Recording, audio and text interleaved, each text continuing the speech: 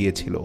এমন সময় একটি আসমানি দুনিয়ার দরজা খুলে গেল, আর ঠিক সেই সময় হযরত জিবরাইল আলাইহিস সালাম তার বিশাল নুরানি ফেরেশতা বাহিনী নিয়ে বোরাক সমেত রাসূল সাল্লাল্লাহু আলাইহি ওয়াসাল্লামের সামনে উপস্থিত হলেন।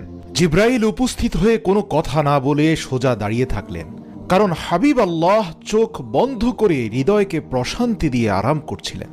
হযরত জিবরাইল আলাইহিস সালাম হাত বেঁধে দীর্ঘক্ষণ দাঁড়িয়েছিলেন আর ভাবছেন, যদি শব্দ করে তাকে জাগ্রত করি তাহলে হাবিব আল্লাহর সাথে বেয়াদবি হয়ে যাবে।